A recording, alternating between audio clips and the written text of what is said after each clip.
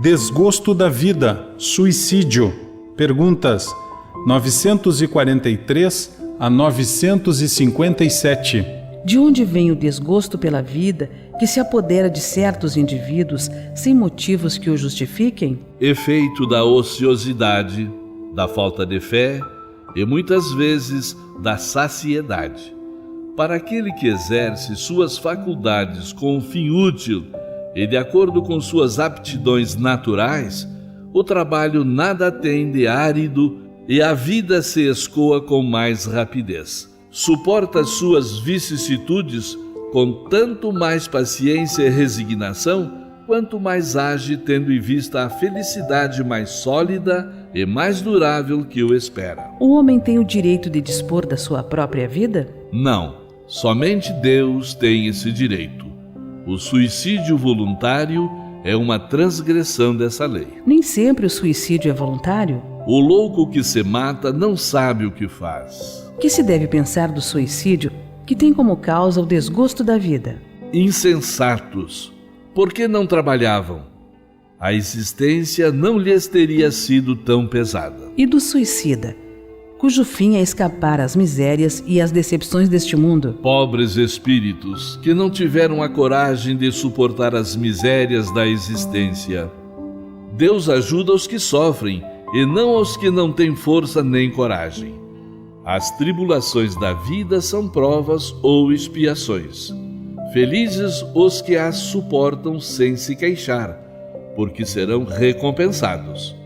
Mas ai daqueles que, na sua impiedade, esperam a salvação no que chamam acaso ou fortuna. O acaso ou a fortuna, para me servir da linguagem deles, podem de fato favorecê-los por um instante, mas para lhes fazer sentir mais tarde e de forma mais cruel o vazio dessas palavras. Aqueles que levaram o infeliz a este ato de desespero sofrerão as devidas consequências? Ai deles! Responderão por um assassínio. O homem que se vê a braços com as maiores necessidades e que se deixa morrer de desespero pode ser considerado suicida? É um suicida, mas os que causaram o suicídio ou poderiam tê-lo impedido são mais culpados do que ele, a quem a indulgência espera. Entretanto, não penseis que o suicida seja totalmente absolvido, se lhe faltaram firmeza e perseverança, e se não usou de toda a sua inteligência para sair do atoleiro. Ai dele, principalmente se o seu desespero nasce do orgulho. Refiro-me a esses homens em quem o orgulho paralisa os recursos da inteligência, que corariam de dever a existência ao trabalho de suas mãos e que preferem morrer de fome a renunciar ao que chamam sua posição social.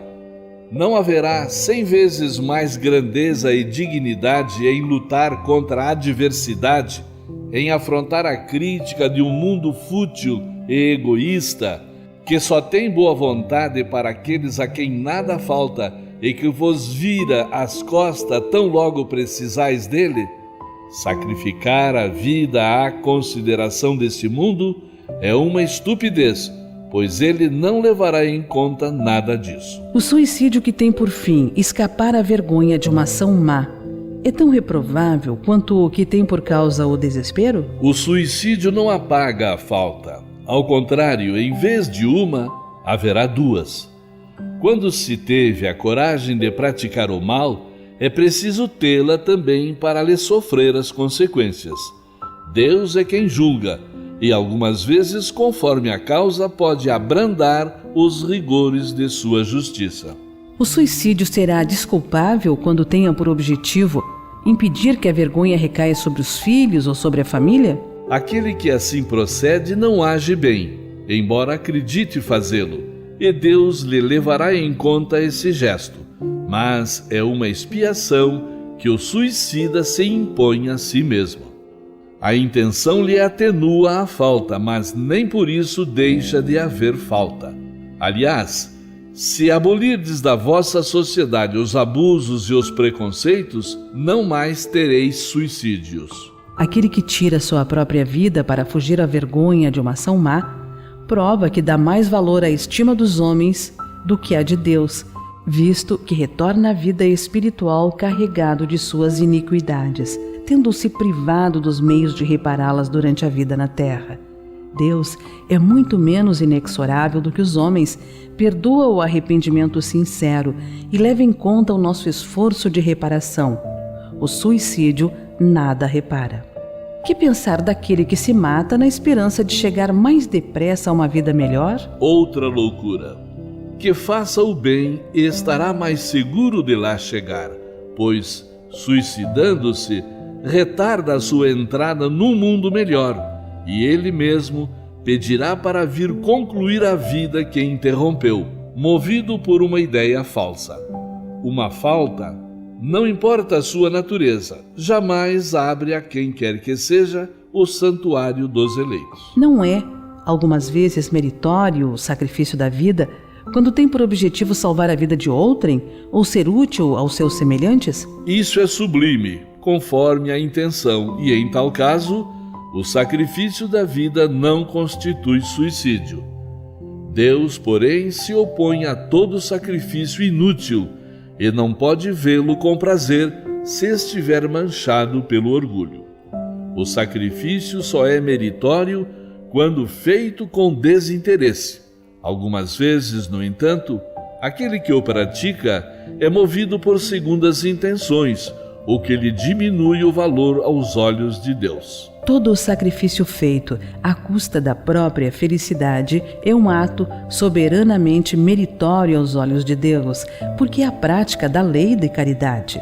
Ora, sendo a vida o bem terreno a que o homem dá maior apreço, aquele que a ela renuncia pelo bem de seus semelhantes não comete nenhum atentado, apenas cumpre um sacrifício. Mas antes de o cumprir, deve refletir se sua vida não será mais útil do que sua morte. Comete suicídio o homem que perece vítima do abuso de paixões que ele sabia que iriam apressar o seu fim, mas às quais não lhe foi possível resistir porque o hábito as transformou em verdadeiras necessidades físicas? É um suicídio moral. Não compreendeis que, nesse caso, o homem é duplamente culpado? Há nele falta de coragem, bestialidade e, além disso, esquecimento de Deus. Será mais ou menos culpado do que aquele que tira a própria vida por desespero? É mais culpado porque tem tempo de refletir sobre o seu suicídio. Naquele que o faz instantaneamente, há por vezes uma espécie de desvario, que tem alguma coisa de loucura. O outro será muito mais punido, porque as penas são sempre proporcionais à consciência que se tenha das faltas cometidas. Quando uma pessoa vê diante de si uma morte inevitável e terrível, será culpada se abreviar por alguns instantes os seus sofrimentos apressando voluntariamente a morte? Sempre se é culpado por não aguardar o termo fixado por Deus para a existência. Aliás, quem poderá estar certo de que esse termo tenha chegado, apesar das aparências, e de que um socorro inesperado não venha no último momento? Compreende-se que, nas circunstâncias habituais, o suicídio seja condenável, mas figuramos o caso em que a morte é inevitável e em que a vida só é abreviada por alguns instantes. É sempre uma falta de resignação e de submissão à vontade do Criador. Nesse caso, quais são as consequências de tal ato? Como sempre, e de acordo com as circunstâncias, uma expiação proporcional à gravidade da falta. Será condenável uma imprudência que comprometa a vida sem necessidade? Não há culpabilidade quando não há intenção ou perfeita consciência da prática do mal. As mulheres que em certos países se queimam voluntariamente sobre os corpos dos maridos podem ser consideradas suicidas, sofrendo assim as consequências de um suicídio? Elas obedecem a um preconceito e muitas vezes agem mais pela força do que pela própria vontade. Julgam cumprir um dever e não é esse o caráter do suicídio. O que torna desculpável o ato que praticam é a ignorância, bem como a nulidade moral em que se acha a maioria delas, Esses usos bárbaros e estúpidos desaparecem com a civilização. Aqueles que, não podendo suportar a perda dos entes queridos, se matam na esperança de se juntarem a eles, atingem o seu objetivo? O resultado que colhem é muito diverso do que esperavam.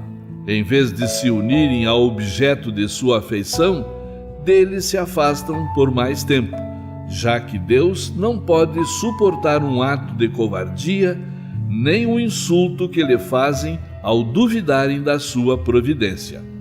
Pagarão esse instante de loucura com aflições ainda maiores do que as que pensavam abreviar, e não terão para compensá-las a satisfação que esperavam. Quais são, em geral, com relação ao estado do espírito, as consequências do suicídio? As consequências do suicídio são muito diversas. Não apenas fixadas, e em todos os casos, são sempre relativas às causas que o produziram. Há, porém, uma consequência à qual o suicida não pode escapar: o desapontamento. Ademais, a sorte não é a mesma para todos, depende das circunstâncias. Alguns espiam sua falta imediatamente, outros em nova existência, que será pior do que aquela cujo curso interromperam.